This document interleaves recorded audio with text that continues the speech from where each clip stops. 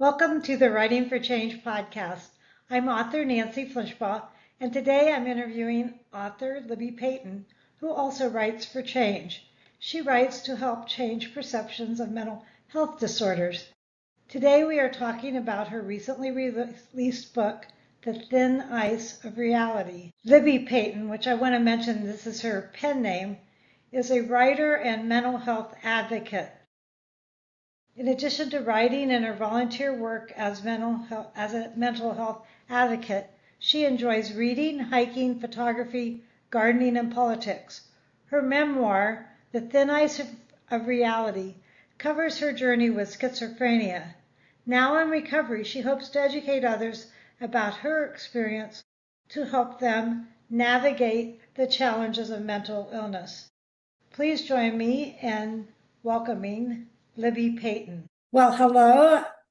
I am glad to welcome Libby Peyton to our podcast today. And I just want to say welcome, Libby. It's so good to have you here. And Thanks, I Nancy. wanted to ask you if you could tell me a little bit about yourself and why you decided to write a book. Well, it's not a very short story actually, but I grew up in a small Ohio town with two younger sisters, and we became a single parent household about the time I was 12. I was responsible for being the night watchman for my sisters when my mom worked second shift. I loved school from early on and used it to escape from what was sometimes a chaotic home. Graduated top of my class in high school and was scholarship to a very good liberal arts college.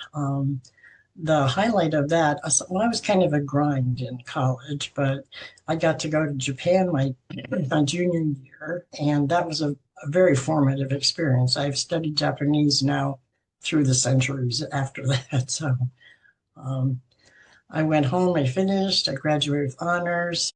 I kind of floundered. I didn't know what to do next. I ended up getting married fairly soon after graduating.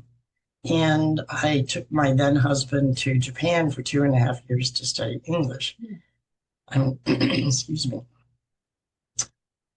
We went back to graduate school after traveling around Asia and Europe.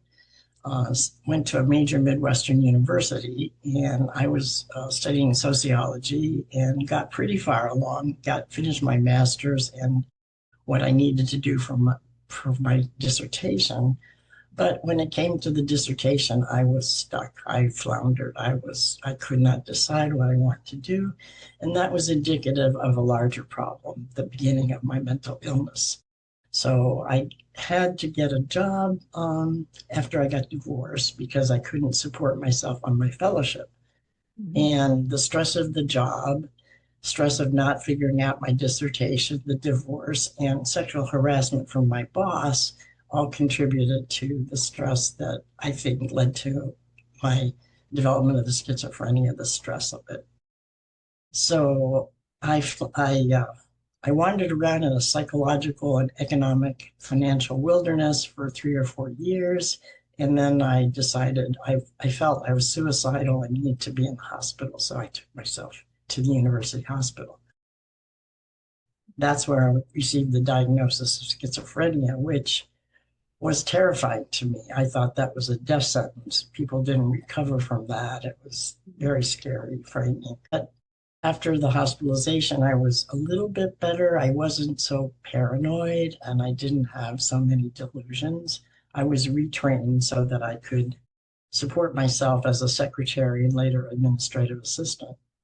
I was in therapy for many years with a variety of social workers and in the community mental health system, which is grossly underfunded and there's a lot of turnover. So it wasn't as good an experience as it could have been.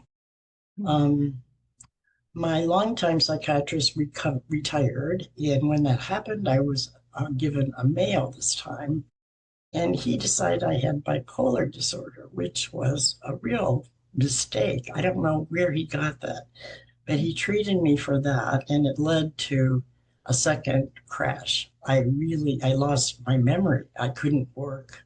I was a mess. Hospitalized again, and then they corrected the diagnosis and put me on a medication which was considered the gold standard for refractory schizophrenia, the schizophrenia that does not respond well to other medications.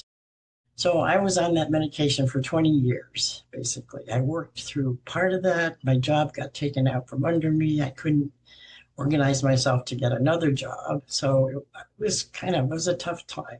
I gained 100 pounds. I was suicidal. It was a terrible time.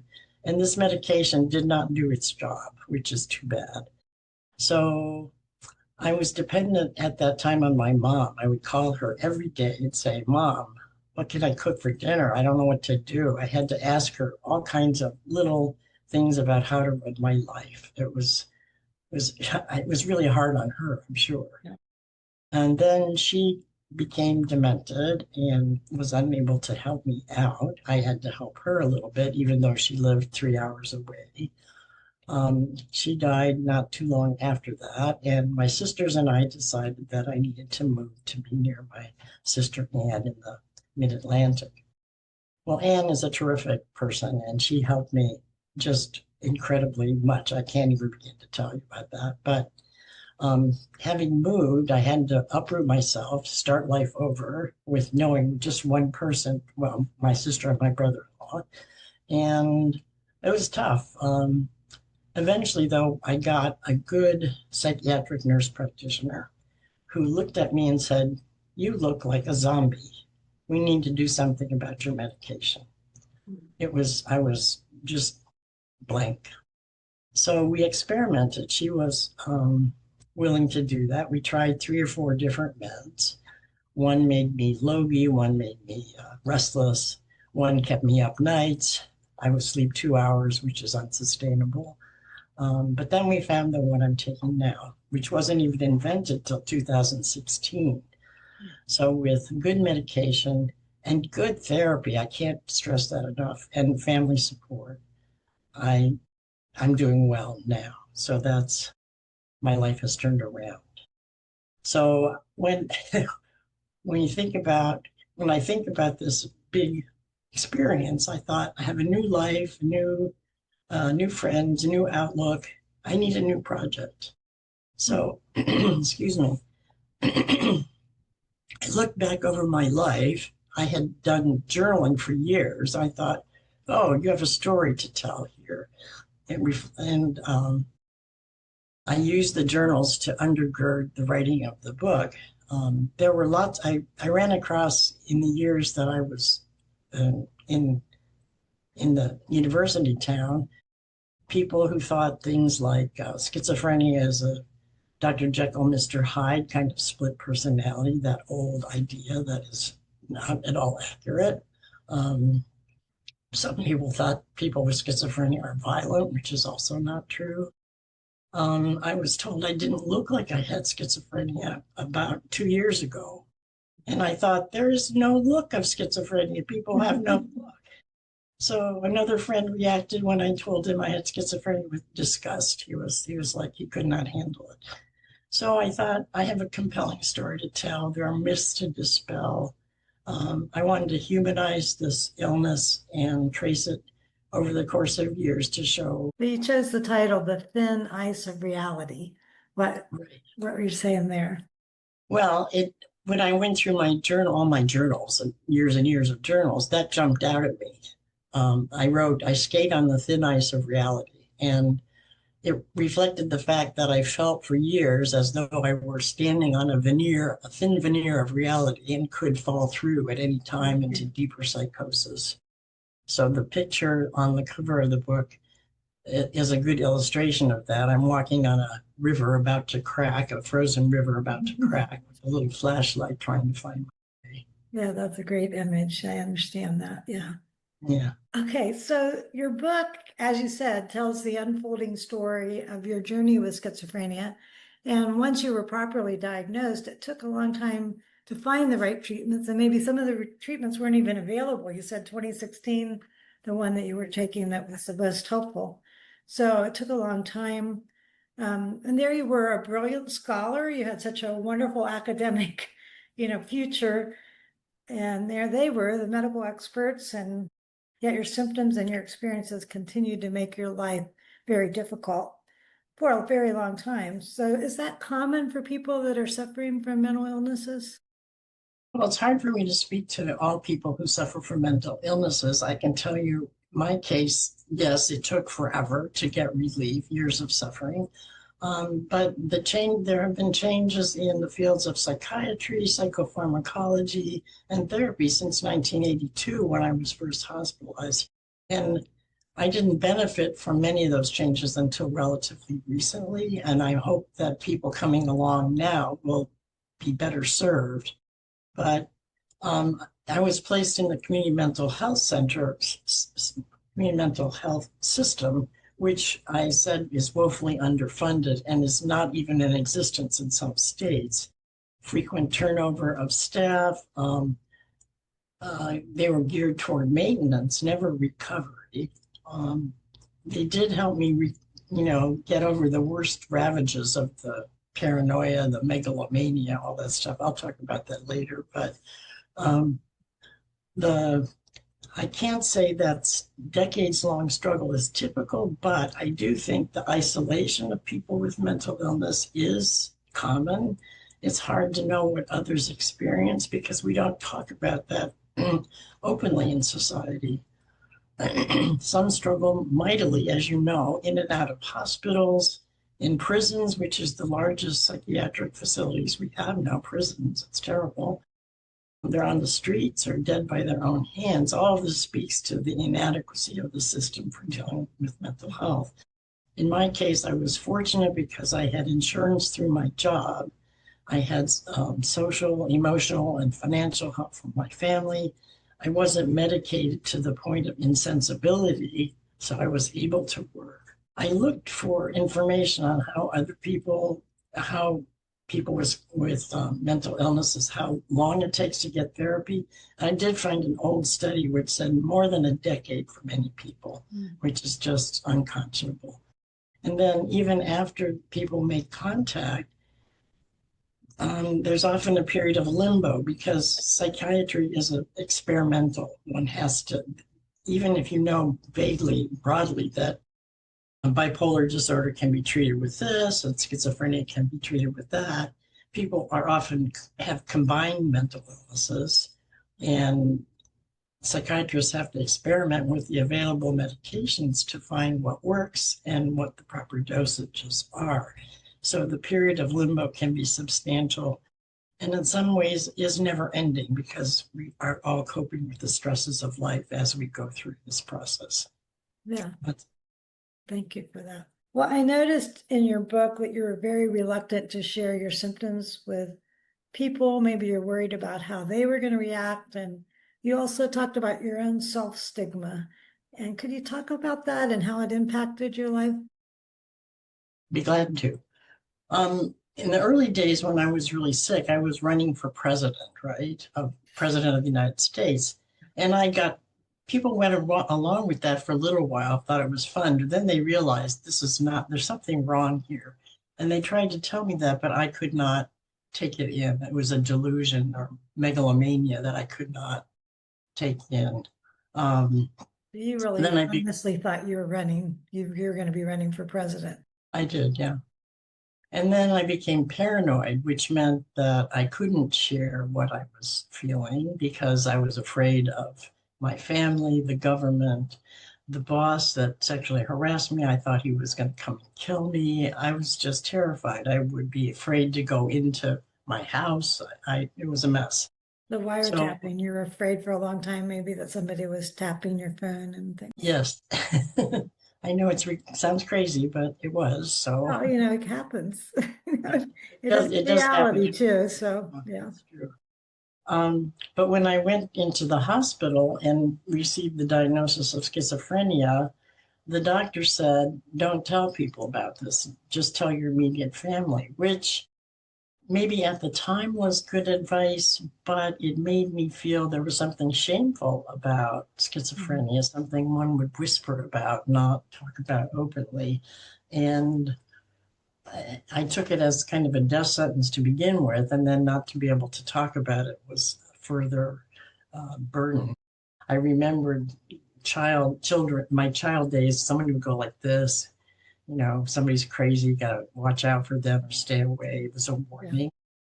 So self-stigma is where a person with mental illness takes on society's negative attitudes toward mental health and internalizes them. So I saw myself as deviant, unworthy, weird, all those things.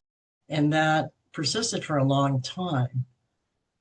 So that made me reluctant to talk about it too, because I felt that other people had that opinion. I had that opinion. We all had that opinion. Yeah. It's a profound taboo, I think, in society to talk about mental illness. Mm-hmm.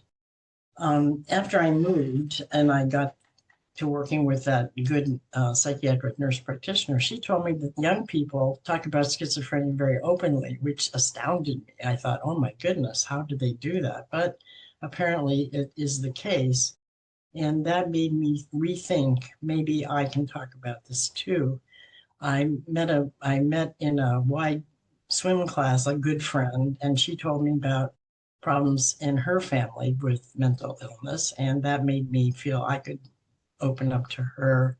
And then another friend told me about a history of alcohol abuse, and that also allowed me to open up. So then I wrote this book and I outed myself entirely. That's great because you're so articulate to have somebody that can kind of explain this to people, it's because so much is kept undercover. So welcome experience to have somebody sharing their story. So thank you for that. Thank you for asking. Well, you mentioned earlier that there are a lot of misperceptions about what schizophrenia might be.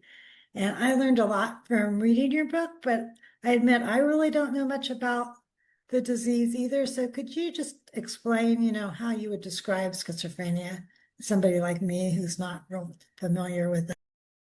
I'll give you a little mini lecture. That'd be great. Now, schizophrenia is a disorder, not a disease, because we don't know what causes it. It's not like diabetes where we see a biomarker for it. There are no biomarkers for schizophrenia. Yes, it's not a biological situation. Well, I'll tell you a little bit more about that in a minute. It's not a simple presence or absence, it's a spectrum. The incidence in populations worldwide is about 1%. It's uniform across populations. So that makes you think there might be a biological basis for it. But if we look at genetics, if we take identical twins, if there were one gene controlling schizophrenia with identical twins, both twins would have it 100%. Fraternal twins would have it 50% of the time. And a child of a person with schizophrenia raised in a family without schizophrenia would have a 15 to 20% chance of getting the disorder. So we do have a genetic basis, but it's very diffuse and probably there are multiple genes involved in it. And we need to look at environmental and factors, luck, in determining whether the disorder manifests. So the majority of people with schizophrenia, I'm going to quote something, live in the terrifying shadow of their illness, but have no history of criminality. So symptoms of schizophrenia, some of them I've already alluded to, but I want to set them out a little more systematically. First, we have psychotic symptoms, which make it hard to tell what's real and what's not real. Those include hallucinations, which you know from your life. Are people seeing or feeling or hearing things that other people can't perceive? We have delusions, which are firmly held beliefs not supported by facts. And we have thought disorders, which are unusual thinking or disorganized speech. So those are the psychotic symptoms. Those are helped pretty much a lot. They're helped a lot by medications. But the other symptoms I'm going to talk about are not met by medications at this point. There's a need to deal with those medically. So negative symptoms there are three of those. people with schizophrenia have decreased motivation. It's very hard to plan and carry out things, very passive. Affect is flat, very little animation in speech or face. And then the third thing is a difficulty experiencing pleasure in life, which is a terrible thing, really.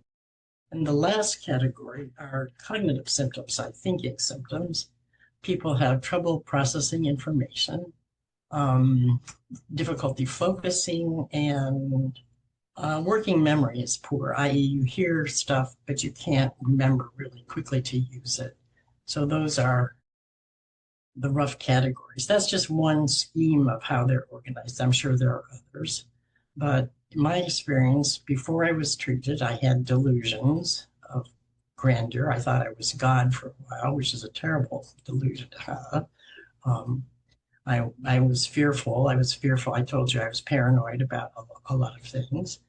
But even after I was hospitalized, hallucinations persisted for years and years and years. And these were kind of peculiar to me. I had bodily sensations that seemed to carry meaning. And I kind of invented a word for them. I call them delucinations, kind of a combination of hallucinations and delusions. Nobody else uses that word, but I do. Maybe the ones that you consulted, they would kind of help you decide if you should do something or not. And sometimes it wasn't very helpful because they also accused you. Yeah. Sorry. I would feel them as energy flows in parts of my body, and I would have meanings attached to them. So if my right hand vibrated or was energized, I would think, oh, this is the right thing to do. If my left hand were energized, it was the wrong thing to do. I have pairs of these throughout my body carrying meaning. And that sounds pretty simple, but they would be contradictory. And I was deluded in a sense, thinking that they had to give me the answer to what I should do. I would be tied up in knots sometimes for days trying to get them to tell me what to do. It was a mess. And just as an aside, I still get occasional flashes of those, but they have basically disappeared. So that's a wonderful development. I also had major depression. And as I said, the nurse practitioner thought I looked like a zombie, that I didn't express myself well.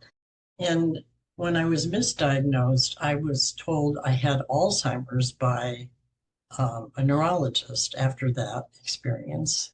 And I was tested by a neuropsychologist and found to be impaired across all categories: executive function, focus, response time, attention, all that stuff. But that all cleared up when I stopped taking the medication that was not working for me. So there we go. It sounds like it's a very complex illness in a lot of ways that can manifest in different ways in different people, although there are some things that are fairly common among the people that have schizophrenia. And you think, I remember it's kind of the perfect storm when you got the divorce, you had the sexual abuse, and trying to work on your dissertation, all those things together might have triggered this. That's what I think, yeah. Just a very difficult place. Terrific stress at that time. And it wasn't sexual abuse, let me correct that. It was sexual harassment, which is a little bit less problematic. Yeah, but it was still very disruptive to you. It was disruptive, yeah. It made me quit my job without notice, actually, because I couldn't deal with it. Yeah. Okay. So, Libby, eventually you were able to do your own research about your illness and advocate for yourself. And you mentioned how now you're encouraging others to do that also. Can you talk a little bit about that and how people with mental health issues can advocate for themselves?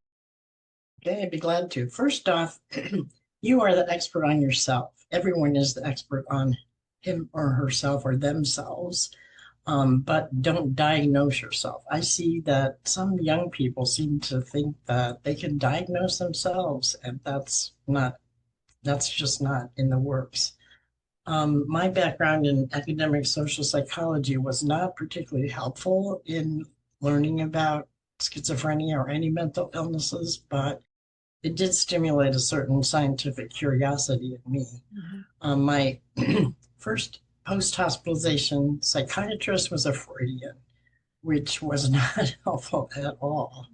Um, I I could not, and I had a hard time challenging her. And partly that's because when one is diagnosed with a mental illness, one loses confidence in one's brain's ability to work. And it's very hard to stand up to an expert when that's the case.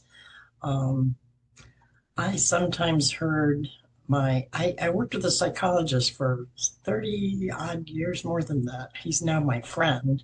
But when I was working with him, sometimes he would say stuff like, just try. And I think trying does not work. It's not possible to shut out these hundreds of hallucinations and just do that by an act of will, which is not possible. And sometimes a therapist, a social worker would give it some kind of convoluted analysis that didn't ring true. So I had to fight against that sometimes. But so I would say call out faulty assumptions made by caregivers if you need to, not willy-nilly, but in a considered way. On the plus side, therapy offers a great way to deal with your emotions, to learn about your symptomology, to deal with your life experiences. And I was encouraged to journal and to read.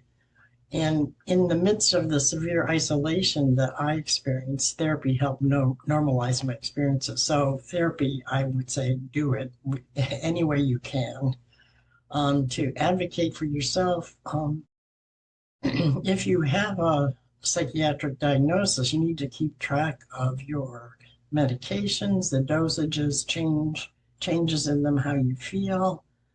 Psychiatry is a matter, after all, of trial and error. So, and you're the experiment, and you need to be active in your own treatment. Patience is very helpful. Passivity is not. I would encourage you to journal if you can. It's another way to deal with what's going on. I think anybody can benefit from that. And read. There are lots of resources available for. I'm particularly interested in the ones that are available for schizophrenia, but when I was first hospitalized, I looked at the Diagnostic and Statistical Manual, which is the Bible for diagnosing mental health problems. I didn't understand it, but it made me feel like there was something, they knew something about this. I read Ellen Sachs' book, The Center Cannot Hold, which is a very inspiring story of someone who had severe schizophrenia and went on to become a psychologist, I think also a lawyer, if I remember correctly. Another book that I find useful is The Disordered Mind, which deals with a range of psychological problems. It was written by Eric Kandel, who is a Nobelist. And what he does is he talks about the way the neurons connect in the synapses in the mind, in how they differ in autism and schizophrenia in ways that are very interesting. So when I read about that, I thought, okay, all this chemical stuff is going on in my brain. It's not just my personality, my family history, it's actual changes in the brain. And the other thing that he did that I thought very helpful was he said there's a feedback loop between therapy and brain mechanisms. So you can change the brain structure through therapy, which is a very hopeful thing to hear or read. In the process of doing my own research, I came across the Cures Foundation, that's CURESZ, SZ standing for schizophrenia. There's an Inside Schizophrenia podcast written that's hosted by a woman with schizophrenia. And I found other books like Self-Compassion by Kristen Neff, The Body Keeps the Score or Knows the Score, I forget which it is, by Bessel van der Kolk, The Myth of Normal by Gabor Mate. Those are general books that help us all to maintain our equilibrium and improve how we deal with the world. I would suggest anybody join NAMI, and I'll talk about NAMI a little bit later. And the other thing you can do is advocate for other people. And when you do that, you're also advocating for yourself. And it doesn't feel so selfish somehow. Um, one of the things I did was took a 2-week course to become certified as a peer specialist, which is it's an actual job category in many places where a person with that credential helps others on the way, on the road to recovery. And it was a very profound experience. It was like kind of like having group therapy with people with a lot of different problems, substance use disorders, all this stuff. Oh, bless you. They learned the history of psychiatric uh, treatment. We learned civil rights that we have, all that kind of stuff. It was eye-opening to me, and it's given me another layer of advocacy that I can use. One of the things that they say is nothing about us without us. We want to be involved in the decisions that are made that affect our lives. Okay, well, that's very comprehensive, and I know with the internet is right here, so we can just go on the internet and diagnose everything now. But you're saying no, make sure you have some experts involved.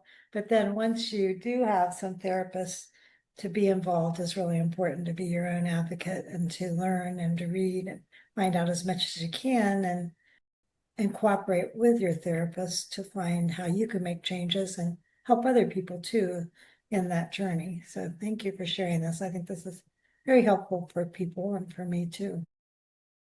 Thanks for the summary. So you said in your book, and you've talked about that, now you would call yourself in recovery. So how did that transition happen, or how is it that you now call yourself in recovery? Well, I am. That's the bottom line. Recovery was not talked about in my years and years of therapy. It didn't seem to be on offer. I don't know if they thought it wasn't possible or if it just wasn't in the culture of psychiatry at that time. I mean, I'm familiar with it in the context of alcohol and drug addictions, but maybe not so much as in mental health issues. Right. I don't think it has a specific, it's not like I'm sober for so many years. It's not like we can count it that way. It's more of a subjective thing, I think. And that's my nurse practitioner that I keep referencing said the schizophrenia will never go away. But in my experience, I'm sure I still have quirks. There are problems with my thinking sometimes that need attention. But as far as those hallucinations that bombarded me so much of the time, they have really almost totally gone away. And that has come about through the new drugs and therapy. And in the 8 years now since I've moved, I guess I would say 4 of those I think are with this drug. And I'm basically rediscovering parts of my brain and my life that the illness denied me. So I think that counts as recovery.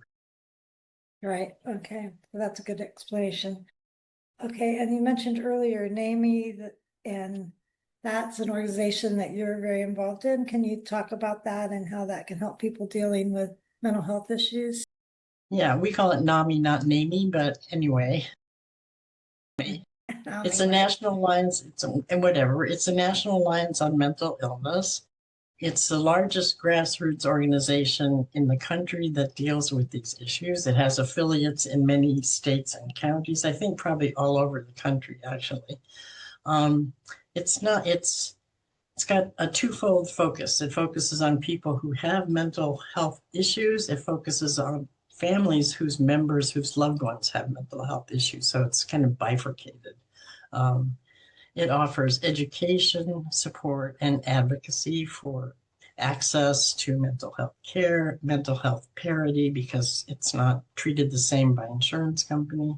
And in terms of advocacy on the national level, recently NAMI mobilized those of us who are interested to tell our congressman we don't want the changes to Medicaid that are in the works with the big, beautiful bill. A lot of people would fall through the cracks with that. And Medicaid is a primary source of mental health care for many, many people, and medications as well. So it's really important. We advocate for that. NAMI has podcasts, webinars, blogs, free classes for people with mental health issues, free peer-led support groups, free classes for family members, and they're good. They're grounded in science. They are not fly-by-night things. Very eminent and well thought through, I think.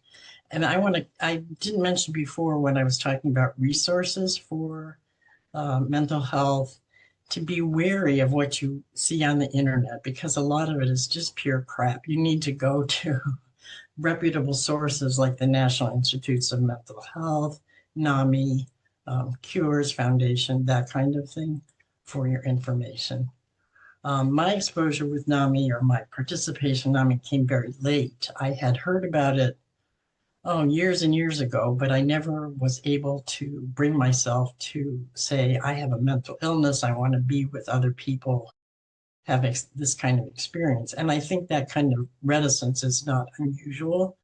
But as I got along in my recovery, I thought I want to help other people and I want to help myself. So I took NAMI's training to be a facilitator for a peer-led support group called Connections. And I've been doing that for 4 years now on a weekly basis. And I think perhaps, my guess is 75 people probably have cycled through the group during that time. And what's wonderful about it is that we learn from others' experiences. We know where NAMI's motto is "You are not alone," which is important for people with mental. It's important for all of us to know we are not alone in our struggles or our joys. But this group gives the participants that sense of belonging. We share coping skills. We give support and encouragement. And I think it's a wonderful thing to take advantage of. And I'm proud that I have been doing that. Well, that's great service to act as a facilitator. I love small groups.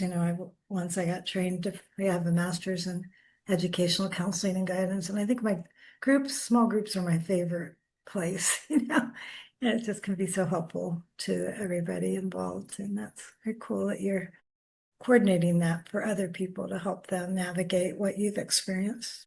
And I benefit from it too. Yeah, you learn. Okay, so what are you hoping that readers will take away from your book? Well, a couple things. I hope they have a better sense of what schizophrenia can be like, how it can manifest.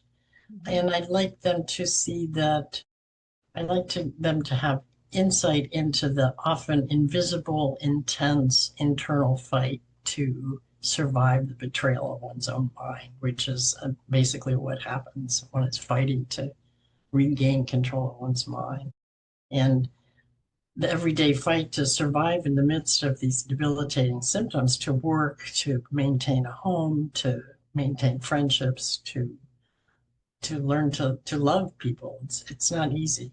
And I want to point out the importance of family and caretakers who arm the individual in this struggle. Sometimes they impede it, but mostly they. Yeah, I think your book has done all those things, for me, help me understand the illness better, help me understand how difficult it is for the person going through that, as you shared your experiences in quite depth. And then the third thing was helping other people. And you were very complimentary of a lot of the people that have stood beside you, both in the medical field and also in your family, and how instrumental they were to you as you tried to navigate this. Yeah, the main thing you can do to someone who has a mental illness is be there for them, just to be there. And that even one person can make an enormous difference in the life of somebody who has a mental illness. So the other thing is I'd like to offer is the hope of recovery. Yeah. Yeah, because you've really been able to move beyond and kind of get your life back, so to speak. And so you went you can plant that seed for other people in the midst of their struggle. That's a really wonderful thing. And also for caregivers and family members to say, don't give up. Right. Libby got through this and you can too. Yeah, that's a good thing. And I want to shout out to, in particular, to the psychologist that worked with me for so many years. He persisted with me when I was stuck. And I think he's gratified to see that things have turned around now. And I'm grateful to him. Yeah, and I'm sure it's hard for the therapist sometimes when it takes time for somebody to get to that place. So we want to encourage them to keep going. Don't give up on your patients. Right. We'll get there. So what do you recommend that our listeners can do to help destigmatize mental illness? Well, first off, I suggest care with one's language. Don't throw around terms like crazy. Schizo, in particular, is very offensive. A person with a mental illness is just that, a person with a mental illness. I react badly to the phrase, she is schizophrenic. I am not schizophrenic. I have schizophrenia. It's part of my identity. It's not my entire persona. Same thing with bipolar disorder or anything. One has it, one experiences it, one is not it. That's kind of a simple distinction, but instead of saying she's bipolar, she has bipolar disorder. Or she lives with bipolar disorder. Yeah. Like that. Yeah, it makes a difference. Yeah. I would recommend that we all talk openly about our emotions. They are a profound and meaningful source of information, nothing to be feared or hidden or repressed.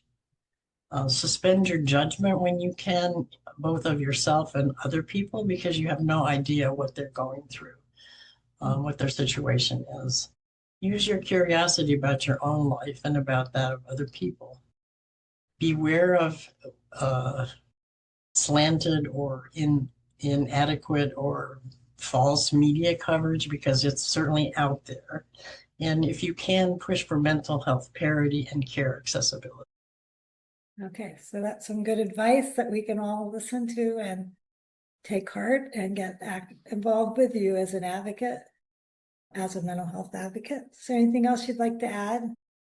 I just want to express my gratitude to the people. This always chokes me up. I have trouble saying this. Gratitude to my family, especially, and the people that have helped me along the way. And to you for giving me the opportunity to do this. Thank you. Well, you're welcome, and I appreciate your willingness to speak. Like I said before, I think you're very articulate, very intelligent, and you kind of have the unique position to explain this in a way and to help other people navigate it. So thank you for your efforts, and I wish you all the best as you continue to be an advocate and speak up and promote your book and encourage others to deal lovingly with themselves and with the people in their lives that may be dealing with mental health disorders. Thank you very much. Thank you. Bye-bye. Bye. You can find Libby online on her website at libbypeyton.com. You can find her on Facebook at Libby Peyton, and also email her at libby.peyton24@gmail.com. Some organizations which Libby recommends are NAMI, the National Alliance on Mental Illness. You can call their helpline at 800-950-6264, which is also a crisis line. You can find their website at nami.org, NAMI.org. The Kurz Foundation with CURESZ. SZ is an abbreviation for schizophrenia, so their website is CURESZ.org. Also, you can check out Inside Schizophrenia, which is a podcast hosted by Rachel Starr Withers, and you can find her at therachelstarlive.com. And then there are three other federal organizations: the National Institute of Health, the National Institute of Mental Health, and the Substance Abuse and Mental Health Services Administration, which are federal government organizations which have been impacted by cuts in the recent administration. Some of the books that Libby talked about that might be helpful to you include The Disordered Mind by Dr. Eric Kandel, You Are Not Alone by Dr. Ken Duckworth of NAMI, You Are Not Alone for Parents and Caregivers, the NAMI Guide for Navigating Your Child's Mental Health, Self-Compassion by Kristen Neff, The Body Keeps the Score by Bessel van der Kolk, The Myth of Normal by Gabriel Mate, and I'm Not Sick, I Don't Need Help by Xavier Amador. Thank you for listening. This has been the Writing for Change podcast with Nancy Flinchbaugh. You can find me on Facebook at Nancy Flinchbaugh Author and on my website at nancyflinchbaugh.com. Have a great day. Thanks for listening.